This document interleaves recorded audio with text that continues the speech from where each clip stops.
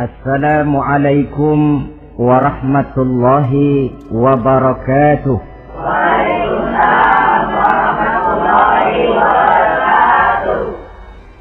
Bismillahirrahmanirrahim.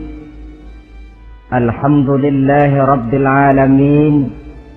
Wassalatu wassalamu ala ashrafil anbiya'i wal mursalin, Sayyidina wa maulana Muhammadin wa ala alihi wa sahbihi ajma'in, amma ba'du. Saudara-saudara hadirin ma'asyiral muslimin rahimakumullah. Salah satu dari rukun iman yang 6 mengajarkan kepada kita untuk beriman dengan adanya hari akhirat. Hari yang dimulai dengan kehancuran alam ini, yang dalam istilah kerennya disebut the last day of the world, di mana air laut tumpah ke darat, planet-planet bertabrakan, gunung meletus, bumi gempa, lalu semua yang bernama hidup mati.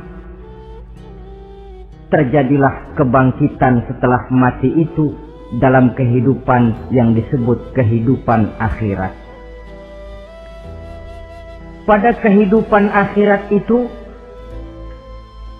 Allah jelaskan dalam surah Abasa ayat 34, Yauma yafirul mar'u min akhihi wa ummihi wa abihi wa sahibatihi wa banihi likulli imri'in minhum yawma idzin sya'nun yughni.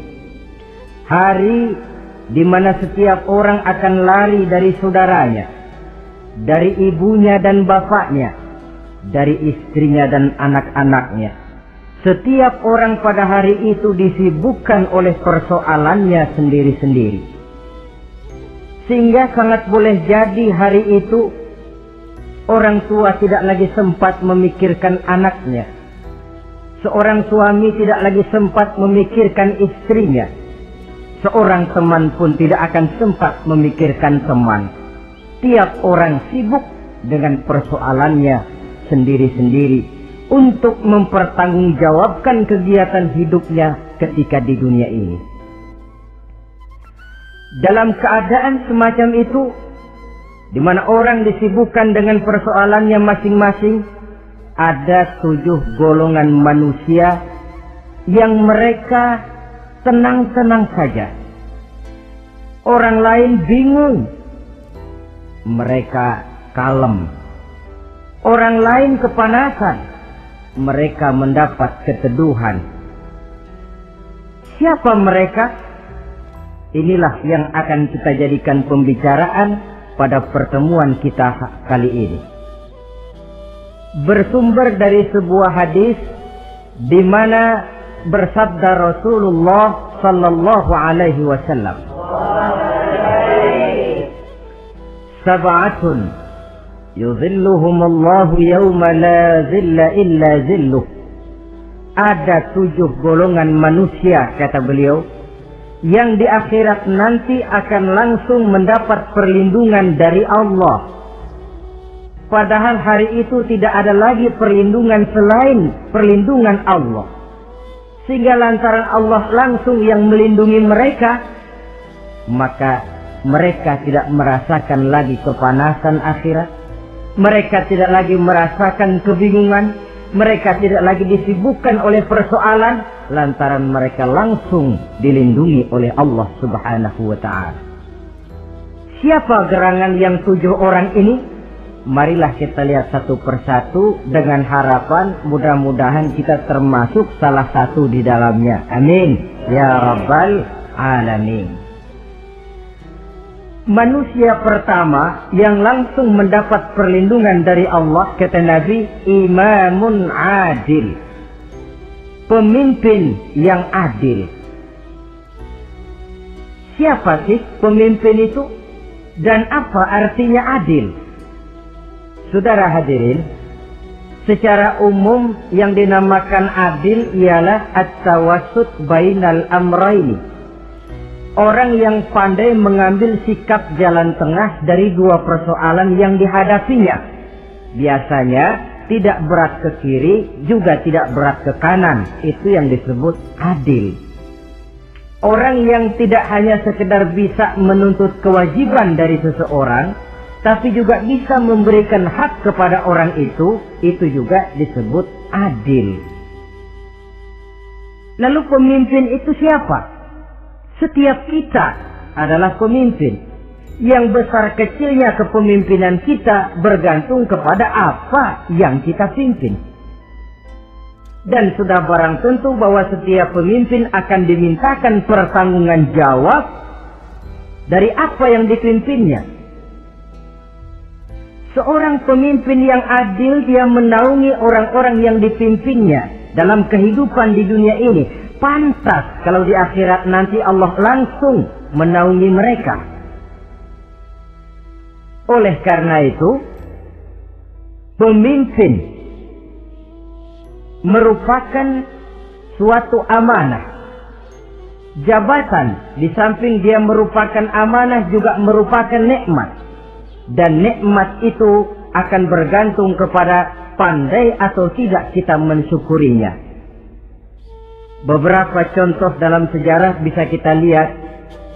Seorang bernama Umar bin Abdul Aziz. Pada saat beliau secara aklamasi dipilih menjadi pemimpin, menjadi presiden, ucapan yang pertama keluar dari mulutnya, Inna lillahi wa inna ilaihi raji'un. Coba bayangkan ini. Dipilih jadi pemimpin, diangkat jadi presiden, bukan alhamdulillah, malah inna lillahi wa inna ilaihi raji'un.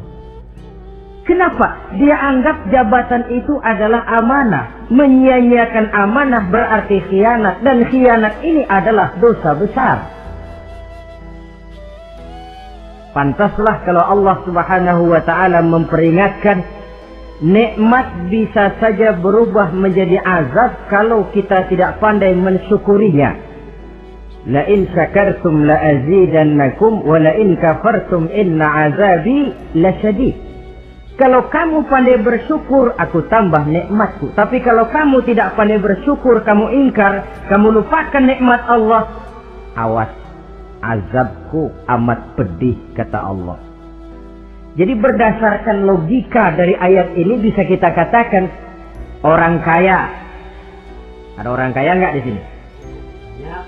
Ada orang kaya nggak? Yang kaya tolong dengerin. Orang kaya itu bisa masuk surga karena hartanya. Pun orang kaya banyak yang masuk neraka juga gara-gara hartanya. Tergantung syukur apa tidak syukur. Orang alim. Ada yang alim di sini? Tolong dengerin orang alim. Yang ustadz, yang kiai. Orang alim bisa saja masuk surga karena ilmunya. Dan orang alim pun bisa masuk neraka karena ilmunya. Pejabat. Ada pejabat? Pejabat itu bisa masuk surga karena jabatannya. Pun pejabat itu bisa masuk neraka karena jabatannya. Bergantung syukur apa tidak.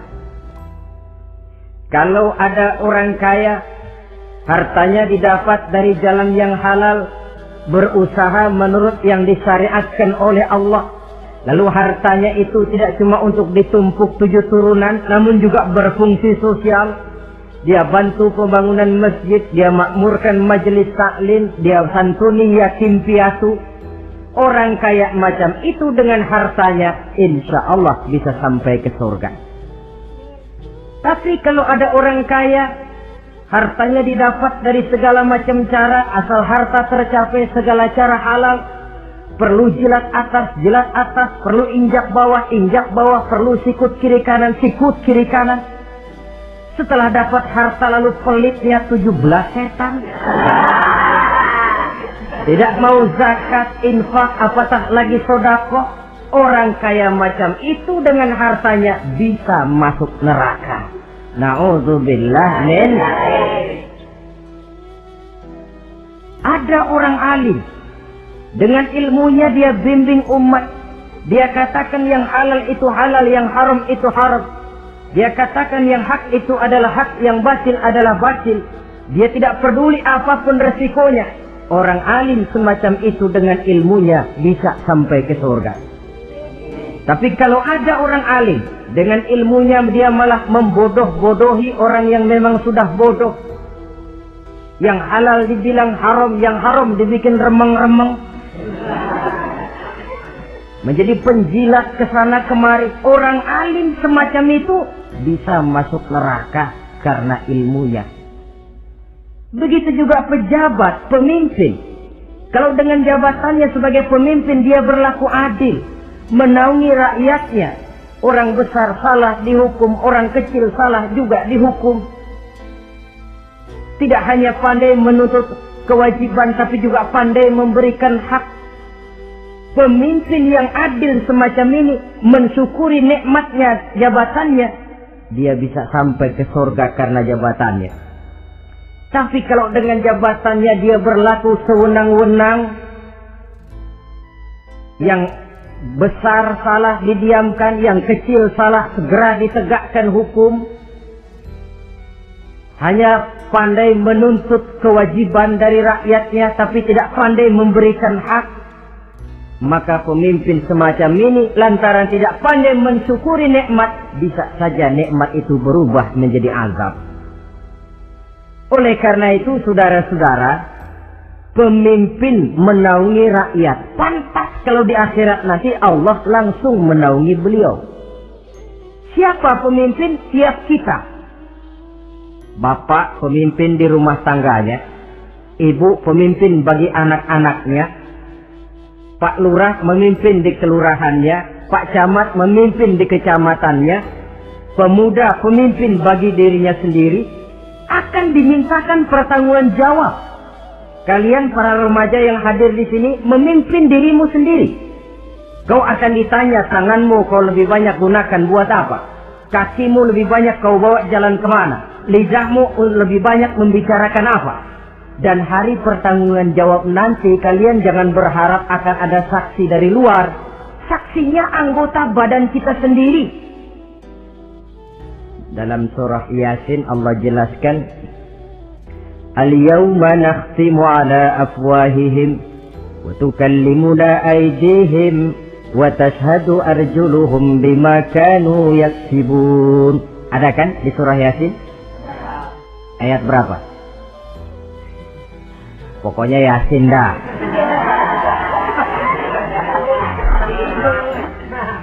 Daripada repot-repot, pokoknya Yasin gitu aja biar urusan lancar. Al-yawma nakhtimu ala afwahihim. Pada hari itu kami kunci mulut mereka. Jadi tidak pandai lagi mulut ini bicara. Wa tukallimuna aydihim. Tangan-tangan mereka yang akan bicara kepada kami. Wa tashhadu arjuluhum. Kaki mereka akan memberikan kesaksian bima kanu yaksibun, terhadap apa saja yang telah pernah mereka lakukan dalam kehidupan di dunia ini. Hari pertanggungan jawab. Oleh karena itu, kalau kita memimpin diri sendiri, berlakulah adil kepada diri sendiri. Nah, lalu masalahnya, memang kita mesti adil kepada siapa saja sih? Ada 3 hal pokok yang kita harus berlaku adil. Pertama, adil kepada Allah. Yang kedua, adil kepada sesama makhluk. Dan yang ketiga, adil kepada diri sendiri. Adil kepada Allah artinya apa? Mendahulukan hak Allah daripada kepentingan pribadi. Kalau sudah datang waktu sholat asar misalnya, walaupun sedang enaknya latihan voli, berhentilah dulu sebentar. Sholat kita adil kepada Allah. Adil kenapa? Dalam contohnya dengan sholat misalnya. Sholat itu kan sehari semalam 5 waktu yang wajib. Betul apa betul? 5 waktu. Lah sholat itu, kalau sholat bagus, taruhlah 7 menit. Kalau sholatnya itu kilat, 4 menit. Ada lagi yang kilat khusus, nggak pakai perangko, 2 menit barangkali selesai. Taruhlah 5 menit kita ambil yang bagus. Kalau 5 waktu kali 5 menit kan cuma 25 menit. Sementara Allah memberikan kita hidup ini 24 jam sehari semalam. Cuma 25 menit diminta untuk ibadah kepadanya. Tidak sanggupkah kita berlaku adil? 25 menit ini untuk menghadapmu ya Allah. Sementara engkau telah memberikan resannya 23 jam 35 menit untuk hidup dalam sehari semalam. Mendahulukan hak Allah daripada kepentingan pribadi. Adil kepada Allah. Adil kepada yang kedua, adil kepada sesama makhluk. Adil kepada manusia, adil kepada binatang, adil kepada alam. Yang kalau prinsip keadilan itu kita langgar akan membawa efek bagi diri kita juga. Manusia sekarang kan tidak adil kepada alam. Misalnya apa? Hutan ditebangi secara liar. Gunung-gunung menjadi gundul. Akibatnya ketika turun hujan terjadi erosi. Banjir melanda kemana-mana. Tanah longsor terjadi. Akibatnya terkena manusia juga kalau mereka sudah tidak menjaga keseimbangan alam ini. Adil kepada orang lain. Apakah itu namanya tetangga, teman, keluarga. Dan yang ketiga, adil kepada diri sendiri. Bagaimana pengertiannya? Mata ini punya hak untuk tidur. Begadang terus tiap malam, tidak adil kepada mata. Nah, ini yang ketawanya paling kencang pasti tukang begadang ini.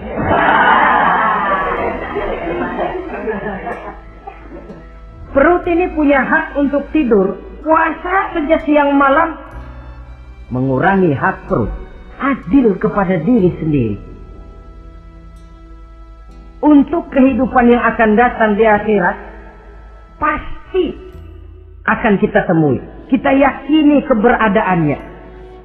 Yang oleh karena itu, kalau kebetulan kita ini adalah pemimpin, sekurang-kurangnya pemimpin bagi diri sendiri, marilah kita berusaha menjadi pemimpin yang adil. Supaya nanti di akhirat, Allah Subhanahu wa ta'ala memberikan perlindungan langsung kepada kita. Amin ya rabbal alamin. Ini yang pertama. Lalu yang kedua, orang yang akan langsung mendapat perlindungan dari Allah, syab nasha'a fi ibadatillah. Orang muda yang tekun beribadah kepada Allah. Anak muda yang rajin ibadah. Kenapa kok Nabi bilang anak muda, bukan orang tua? Apa orang tua yang rajin ibadah Allah nggak senang? Tentu Allah senang. Cuma Allah lebih senang lagi kalau ada anak muda yang rajin ibadah.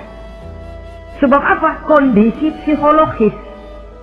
Kalau ada orang tua rajin ibadah, itu mah pantas. Emang udah waktunya. Ada orang sembayangnya rajin, masuk masjid, masuk maghrib, keluar isya, malam tahajud, tahlilnya mantap. Umurnya berapa? 70. Enggak istimewa. Itu memang sudah mestinya. Lagian kalau sudah 70 masih bandel aja, kapan mau taubat? Tapi kalau ada anak muda, darahnya masih mengalir dengan panas, dia masih berusaha mencari bentuk-bentuk kepribadian dalam dirinya. Dia masih mudah terpengaruh oleh lingkungan, tapi dia sanggup memblokir itu, disalurkannya di jalan Allah. Dia tekun beribadah. Allah cinta betul pemuda semacam itu. Sehingga nanti di akhirat mereka langsung mendapat perlindungan dari Allah Subhanahu wa ta'ala. Selalu pembangunan yang mengarah kepada modernisasi diikuti dengan proses pergeseran nilai. Dalam kondisi semacam ini, kehidupan remaja pemuda yang masih mencari identitas dan pembentukan kepribadiannya mudah terpengaruh oleh hal-hal yang ada di sekelilingnya. Sehingga sangat boleh jadi apa yang dianggap orang dulu tabu, lalu dianggap biasa. Yang aneh-aneh malah dijadikan model. Yang dilarang malah nekat diterjang. Di mana norma dan kaedah-kaedah moral tidak lagi mendapat perhatian yang wajar. Dalam kondisi semacam ini terjadilah proses peluncuran moral. Dan hampir di mana-mana kehancuran suatu bangsa dimulai dengan kehancuran moral daripada generasi mudanya. Oleh karena itu pemuda yang tekun ibadah ini sangat positif dampaknya dalam kerangka pembangunan umat. Pak, ibadah itu apa sih? Kalau jadi pemuda yang tekun ibadah, apa kemana-mana mesti bawa tasbih? Mungkin. Apa mesti pakai peci terus? Boleh jadi. Apa kemana-mana mesti pakai kain sarung? Ya tidak juga. Ibadah kan artiannya luas. Segala perbuatan yang diperintah dan karenanya bertujuan mencapai ridho Allah, itu bernama ibadah. Kalian remaja berangkat menuntut ilmu, pergi pagi pulang siang, membekali diri menuntut ilmu, itu ibadah. Kalian pulang ke rumah, ibu bapak memerintah taat kepada orang tua, ibadah. Membersihkan lingkungan, ibadah. Bahkan jaga di waktu malam pun kalau untuk dengan niat bismillah, saya jaga malam ini untuk ketenangan rakyat supaya mereka tekun dan tenang melaksanakan ibadah, itu tercatat sebagai amal soleh yang bernilai ibadah. Jadi tidak cuma sekedar sujud, tidak cuma sekedar baca Quran. Seluruh aspek kehidupan manusia yang diperintah Allah dan yang bertujuan mencari ridho Allah, itu bernilai ibadah. Pemuda yang tekun melaksanakan ibadah kepada Allah. Apalagi terutama adik-adik remaja yang hadir pada kesempatan ini. Masa muda itu masa yang paling indah memang. Sampai orang Kulon bilang, there is not delightful memorize. Ya Barat itu kan Kulon. Saya lebih senang pakai orang Kulon saja. There is not delightful memorize and then the youth moment.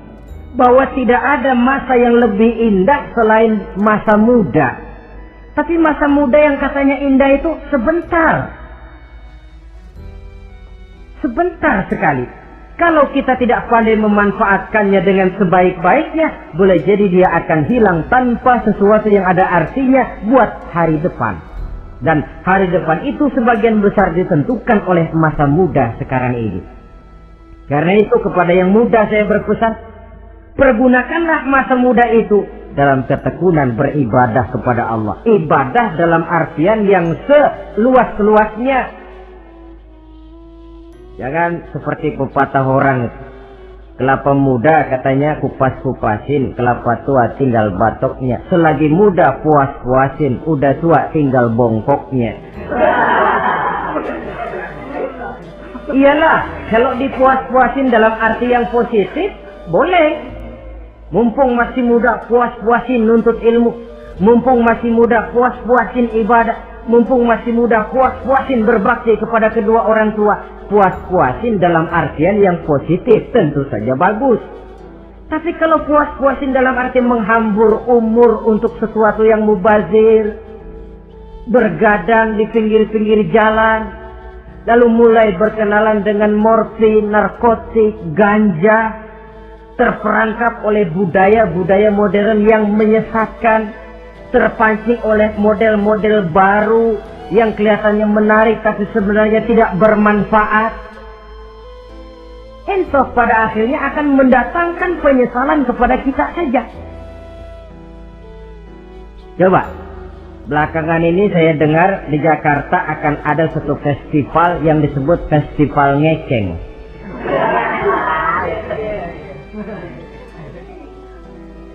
Ngeceng ini kalau bahasa gampangnya nampang. Jadi itu biasanya muda-mudi diri di pinggir-pinggir jalan, pakai kacamata hitam, pakaian warna-warni, rambut dicat sedemikian rupa supaya menarik perhatian. Mereka diri di pinggir-pinggir jalan, nampang, istilah ngepopnya ngeceng katanya. Oh, ini mau diadakan festival, secara langsung atau tidak, festival ini kan mempopulerkan ngeceng jadinya. Yang tadinya orang awam nggak kenal, lantaran diangkat ke permukaan jadi terkenal. Kalau sudah terkenal lalu jadi mode, kalau sudah jadi mode, latahan. Boleh jadi nanti akhirnya ngeceng masuk desa. Bukan cuma sekedar ABRI masuk desa, bukan cuma sekedar koran masuk desa, ngeceng pun bisa saja masuk desa. Banyak saluran-saluran positif yang sesuai dengan kreativitas jiwa remaja. Ketimbang mengadakan sesuatu yang tidak ada manfaatnya, ketimbang menghabiskan umur untuk sesuatu urusan yang mubazir. Sedangkan umur bukan jatah gratis tanpa batas waktu. Ada pertanggungan jawab. Umurmu kau habiskan di mana? Masa mudamu kau selesaikan di mana? Itu akan dimintakan pertanggungan jawab. Nah, pemuda yang tekun ibadah kepada Allah, dampak positifnya apa? Dia punya sandaran vertikal kepada Allah. Jiwanya besar, jiwanya mandiri. Dan ini yang kita perlukan. Pemuda yang siap jadi pelopor, bukan pengekor. Pemuda yang sanggup mandiri dan bukan membanggakan keturunan leluhurnya. Kata pepatah, wa khairun nasi zu syarafin qadimin aqama li nafsihi syarafan jadida. Wa syarun nasi zu khumulin idza fakhartahum zakarul jaduda. Generasi yang baik adalah generasi yang punya kejayaan masa lalu, dan buat mereka sendiri mereka mampu mendirikan kejayaan yang baru. Artinya nenek moyangnya memang orang-orang terhormat, tapi dia mampu mandiri mendirikan kehormatan itu bagi pribadinya. Sebaliknya, generasi yang paling jelek adalah generasi pemalas, yang kalau orang lain kelihatan lebih hebat, dia sebut-sebut nenek moyangnya. Lu sih belum apa-apa, bapak gua dong. Bapak gua katanya. Lu sih belum apa-apa, om saya dong. Tante saya dong. Kerjanya cuma membangga-banggakan leluhur. Dia sendiri tidak ada apa-apanya. Ini generasi yang paling jelek. Kalau orang kelihatan lebih hebat, dia sebut leluhurnya. Sementara dia sendiri nol nilainya, tanpa ditunjang oleh fasilitas leluhurnya. Pasukan pemuda mandiri macam ini yang kita perlu. Bukan sekedar pasukan pemuda oke bos, kulunun, yes sir, yes man, kumaha juragan wae.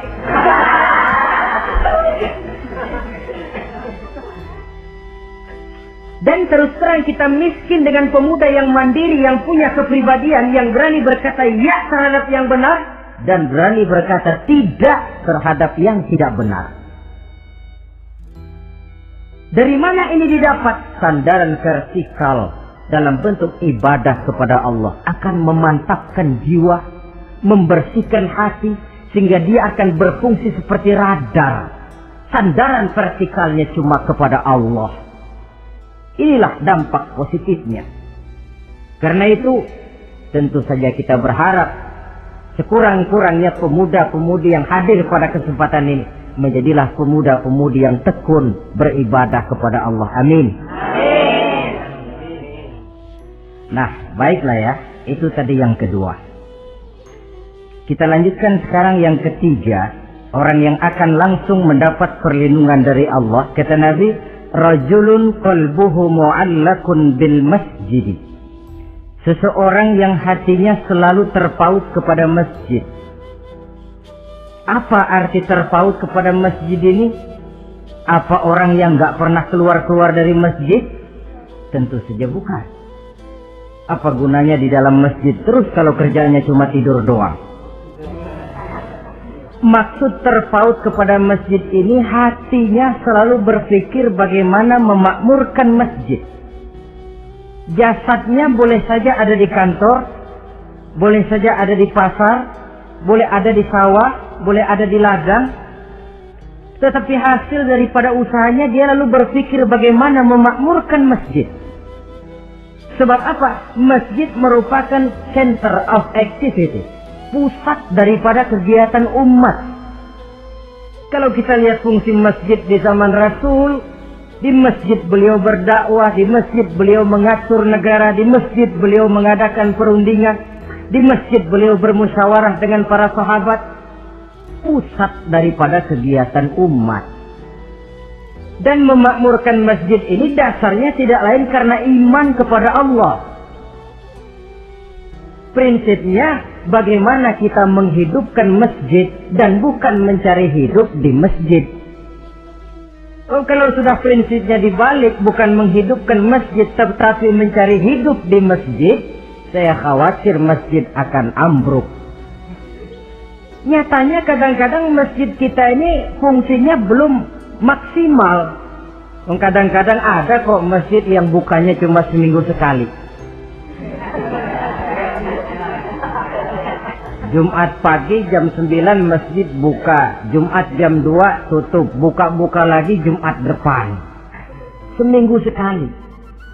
Kelemahan lainnya manajemen masjid, terus terang sajalah kita bicara. Kadang-kadang pengelolaannya ketua masjid bapaknya, khatib mantunya, sekretaris ponakannya, imam Bilal cucunya. Gak ada orang lainnya. Ya kalau bagus kepengurusannya tidak apalah. Tapi kadang-kadang kelemahannya ialah bagaimana menciptakan manajemen masjid yang baik sehingga masjid bisa berfungsi sebagaimana fungsinya di zaman Rasulullah Sallallahu Alaihi Wasallam.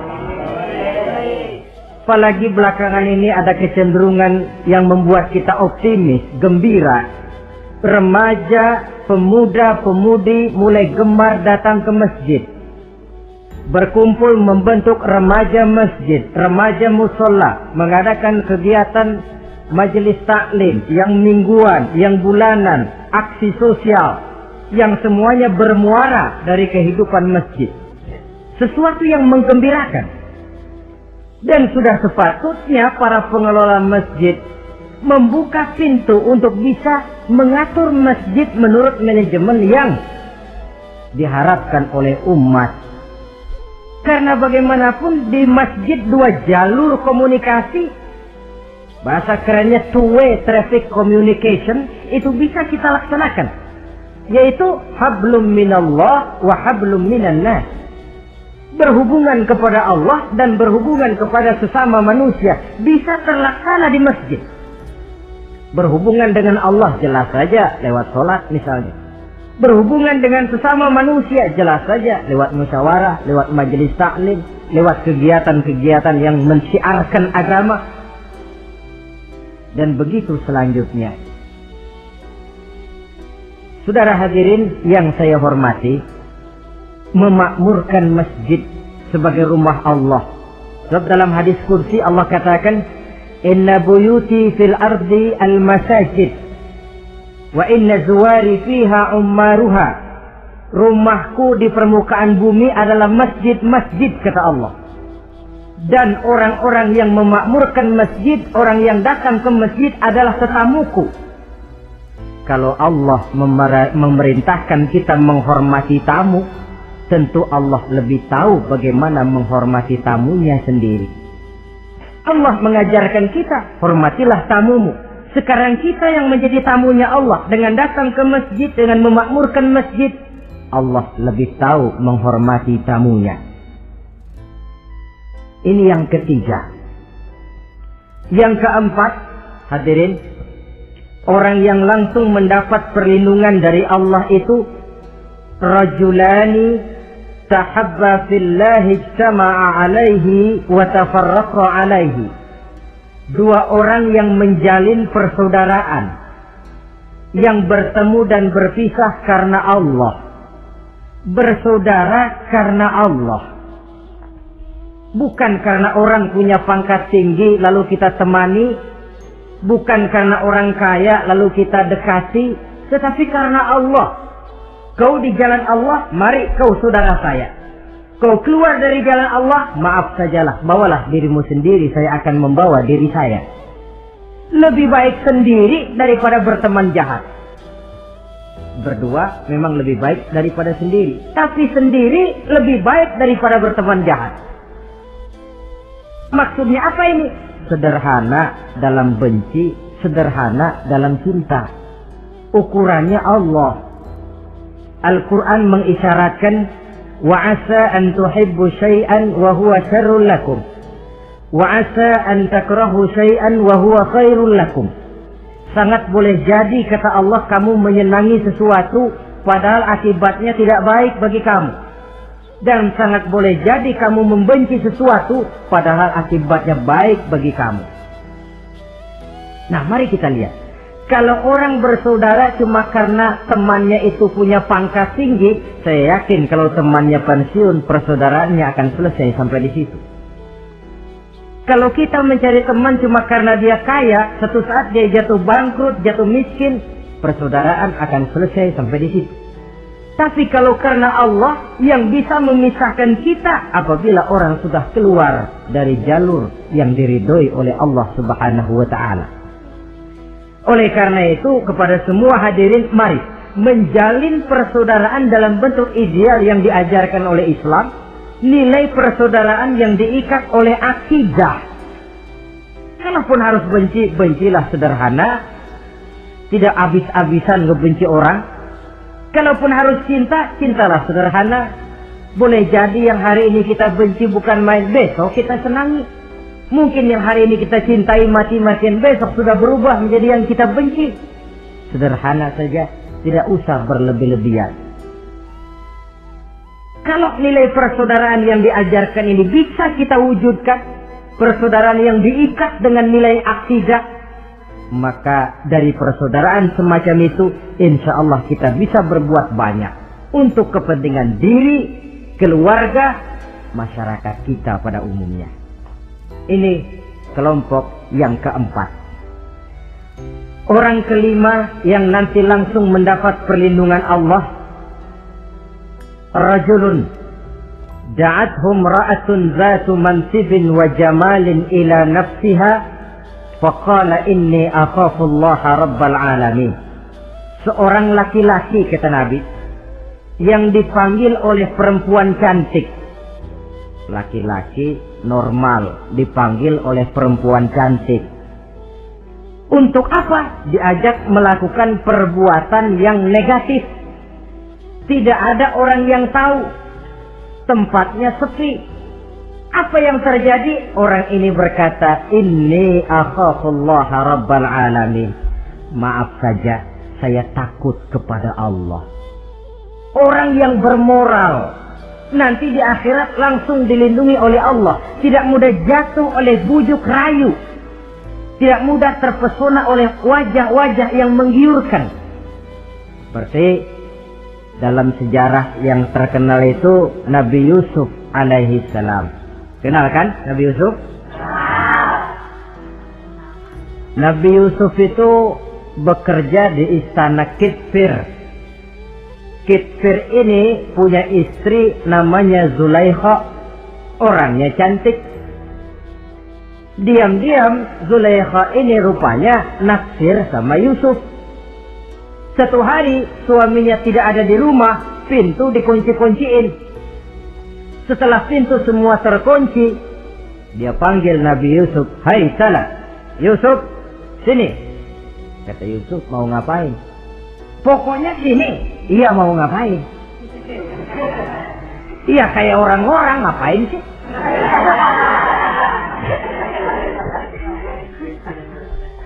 Sebenarnya ini Zulaikha senang kepada Yusuf, Yusuf pun demikian. Walaqad hammat bihi wa hamma biha. Zulaikha menyenangi Yusuf, Yusuf pun menyenangi Zulaikha. Tapi apa? Walaula an ra'a burhana rabbih. Andai kata Yusuf tidak melihat peringatan Tuhannya, letter S. Yusuf, ini bukan pekarangan ente, dilarang parkir di sini. Sehingga walaupun tidak ada yang tahu, tidak ada yang melihat, Nabi Yusuf selamat dari bujuk rayu Zulaikha. Mempertahankan nilai-nilai moral di tengah kemajuan zaman memang merupakan pekerjaan yang tidak ringan. Merupakan pekerjaan yang sangat berat. Akan ada saja cobaan, akan ada saja gangguan yang kita temui di sepanjang perjalanan hidup ini. Tapi sebaliknya, kalau orang sudah tidak lagi menjunjung moral yang tinggi, lalu hidup menurut selera sendiri-sendiri, ya kita lihatlah lahirnya kebudayaan kumpul kebo yang diawali dengan free sex yang mengarah kepada summon living alias hidup bersama tanpa nikah. Memang sebabnya boleh jadi macam-macam. Mungkin karena broken home, nggak merasa diperhatikan di rumah, ibu bapak sibuk lalu anak mencari kesibukan sendiri. Mungkin karena tekanan ekonomi dalam kehidupan miskin, lalu ada yang menawarkan kerjaan, tidak tahunya malah dilemparkan ke lembah hitam. Mungkin juga karena pengaruh pergaulan dari lingkungan baik-baik lalu berteman dengan yang tidak baik, hanyut di telan arus pergaulan. Mungkin juga pengaruh kebudayaan yang dia tonton, buku yang dia baca, film yang dia lihat, ikut mewarnai dan membentuk kepribadiannya. Tapi apapun alasannya, satu hal yang jelas, semuanya berangkat dari rapuhnya pegangan orang kepada nilai-nilai agama. Sebab sumber nilai moral yang tertinggi tidak lain agama adanya. Intinya apa? Intinya tidak lain, orang yang beragama itu meyakini bahwa kemanapun dia pergi, dimanapun dia berada, Allah selalu melihat yang dia lakukan. An ta'budallaha ka'annaka tarahu fa illam takun tarahu fa innahu yaraka. Begitu yang kita pelajari dalam ihsan. Engkau beribadah kepada Allah seolah-olah kau lihat Allah. Kalaupun Allah tidak kau lihat, yakinlah Allah melihatmu. Jadi kalau saya sendiri, yang kedua itu Allah. Dibujuk rayu oleh cewek cakep, ayo dah bang, gak ada orang, kita cuma berdua. Dia bilang enggak, kita enggak berdua, bertiga. Berdua bang, bertiga. Yang ketiga siapa? Lu, gue, Allah, tiga.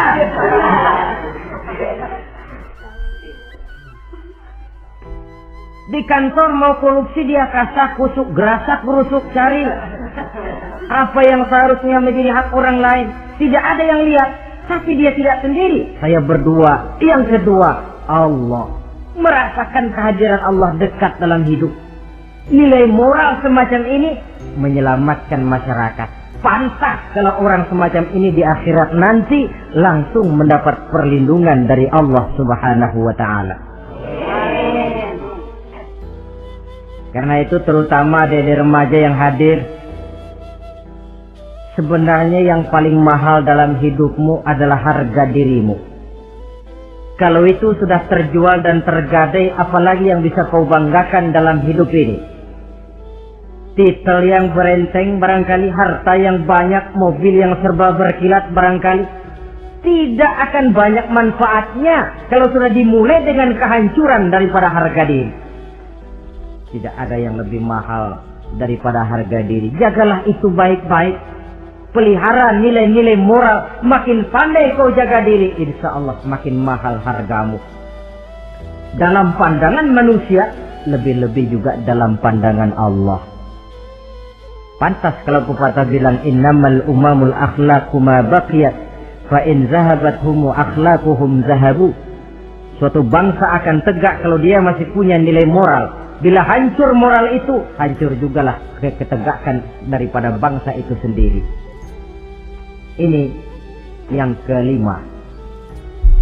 Yang keenam, masih dua lagi. Orang keenam yang nanti akan langsung mendapat perlindungan dari Allah.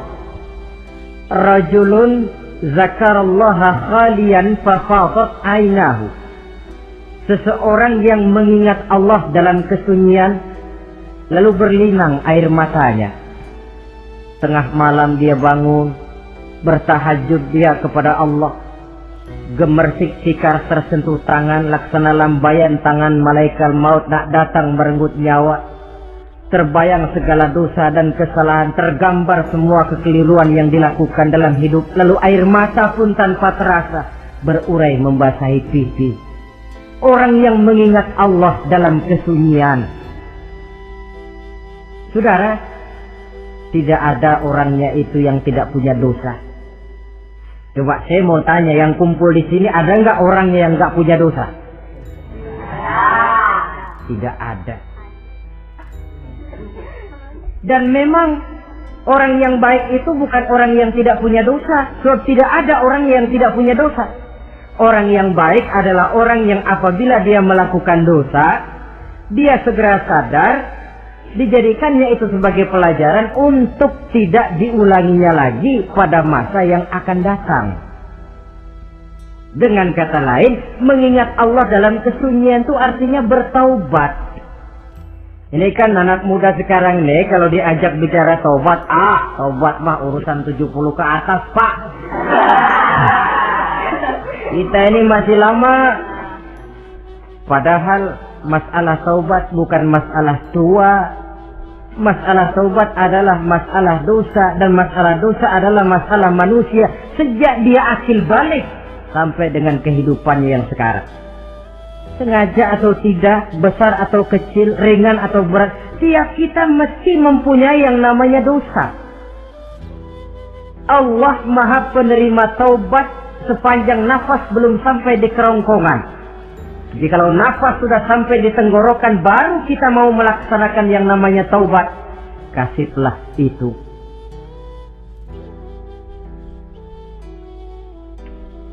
Para ulama mengatakan, la saghair ma'al istimrar, wala kabair ma'al istighfar. Tidak ada dosa kecil kalau ditumpuk terus. Dan tidak ada dosa besar kalau diikuti dengan istighfar, permohonan ampun kepada Allah. Jadi jangan menganggap, ini dosa kecil, ini dosa kecil, ditumpuk-tumpuk, lah jadi gede juga. Tidak ada dosa yang kecil kalau dikerjakan terus-menerus. Dan tidak ada dosa yang besar kalau diiringi dengan istighfar. Dalam kehidupan ini, apabila dosa sudah bertumpuk, maksiat merajalela, munkarat menjadi-jadi, Allah tidak akan segan-segan menurunkan azab. Azabnya itu bisa dalam bentuk bencana alam, banjir namanya, kebakaran merajalela namanya, gempa bumi namanya, bendungan pecah namanya, reaktor atom bocor namanya. Namanya boleh jadi macam-macam. Sebab apa? Al-Quran memberikan jaminan, wa ma kana Allahu liyu'adzibahum wa hum yastaghfirun. Allah tidak akan menurunkan azab selama di tengah masyarakat manusia masih banyak orang yang istighfar kepada Allah. Jadi hakikatnya kita ini berhutang jasa kepada orang yang rajin sujud, rajin mohon ampun kepada Allah. Lantaran mereka barangkali azab tidak diturunkan oleh Allah kalau melihat banyaknya sudah munkarat dan maksiat. Mengingat Allah dalam kesunyian, tengah malam, waktu yang mustajabah, terutama sepertiga malam yang akhir, situasinya lain. Gak percaya boleh coba, nyoba kan gak bayar. Coba kalian bangun tengah malam, tahajud, kalian akan menemukan satu suasana yang lain daripada misalnya kalau kalian sembahyang zuhur tengah hari panas terik di tengah banyak orang. Hati bergetar. Segala kekeliruan yang pernah kita kerjakan lalu terbayang, dan air mata tanpa terasa, tanpa diundang bahkan berurai membasahi pipi. Ya Allah, alangkah nikmatnya suasana macam itu. Menciptakan perasaan dekat dengan Allah. Terwujud kedamaian batin, dan ini yang banyak dicari orang sekarang. Yang kadang-kadang karena terlalu ingin mencari kedamaian lalu keliru jalan. Yang bertapa di gua-gua katanya nyepi dari kehidupan manusia, memencilkan diri dengan cara-cara yang mereka atur sendiri. Tidak macam itu. Quran punya resep. Ala inna bi dzikrillahi tatmainnul qulub. Ketahuilah, dengan banyak mengingat Allah, hati menjadi tenang, jiwa menjadi lapang, pikiran menjadi damai. Ini resep Islam untuk mencapai ketenangan jiwa. Mengingat Allah dalam kesunyian. Saudara hadirin yang saya hormati, ini aspek daripada ibadah. Jadi dengan kata lain, masalah Mengingat Allah dalam kesunyian, mengingat dosa, bukan urusan orang tua, tapi masalah manusia. Siapapun adanya, sejak dia akil balik, mesti entah kecil besar, entah sedikit entah banyak, ada kesalahan yang dilakukannya. Karena itu, kalau kita masih diberikan kesempatan untuk hidup, artinya Allah masih memberikan kesempatan kepada kita untuk memperbaiki diri. Nanti kalau sudah sangka kalah ditiup, alam hancur seperti yang saya jelaskan di awal tadi, sudah tidak sempat lagi, yang tinggal menyesal. Ada yang meratap lalu berkata, ya laitani kuntu turaba, dalam Quran. Aduh, andai kata kita bisa balik jadi tanah aja dah dulunya, jangan jadi orang. Kalau dulu kita tetap jadi tanah mah nggak tanggung jawab apa-apa. Dijadiin orang sekarang mesti tanggung jawab, bagaimana ini? Bingung. Ada yang berkata, ma aghna anni maliya halka anni sultaniyah. Ternyata harta yang saya bangga-banggakan tidak bawa manfaat hari ini. Ternyata jabatan yang pernah saya duduki malah merusak saya hari ini. Tinggal lagi penyesalan karena kelalaian memanfaatkan waktu hidup dalam kehidupan di dunia ini. Karena itu pandai-pandailah membagi orientasi.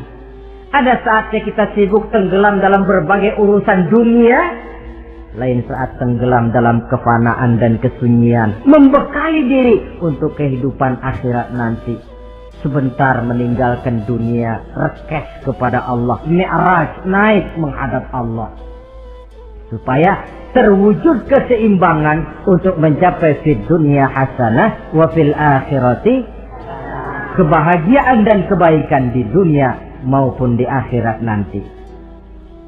Inilah golongan yang keenam, orang yang langsung mendapat perlindungan Allah, yang mengingat Allah dalam kesunyian.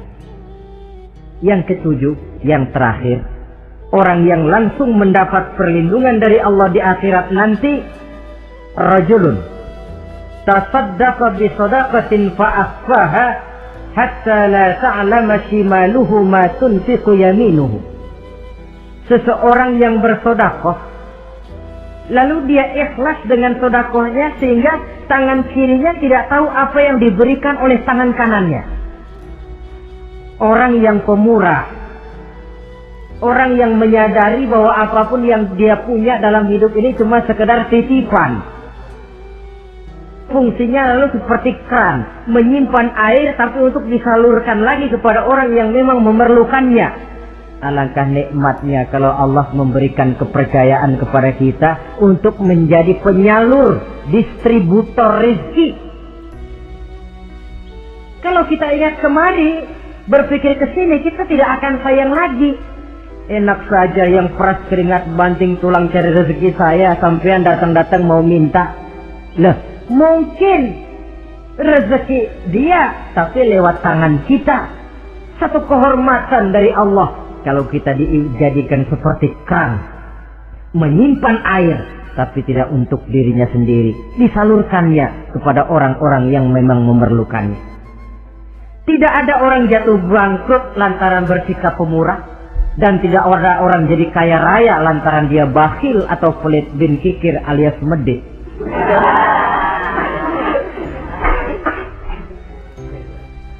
Dalam kitab Riyadhus Shalihin kita baca, tiap pagi ke alam ini turun dua malaikat. Cuma kita nggak tahu.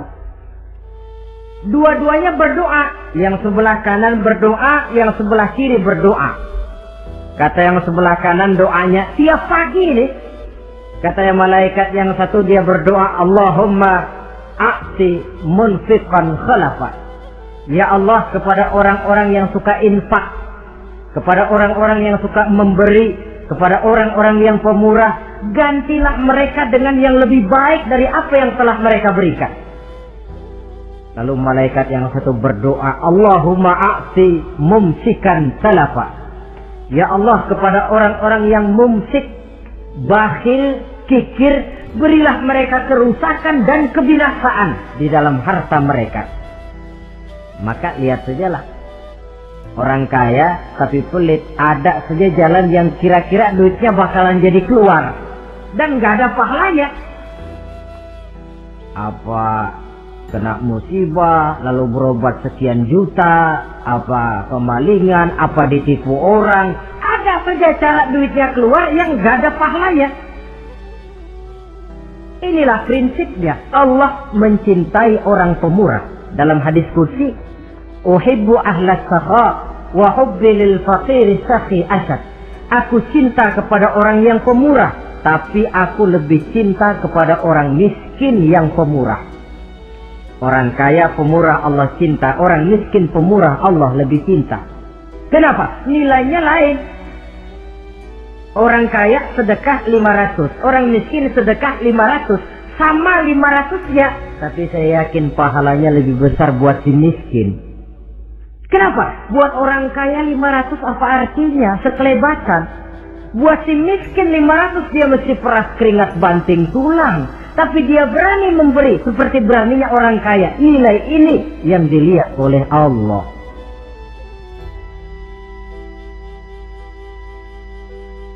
Islam mengakui hak milik pribadi, tapi harus berfungsi sosial.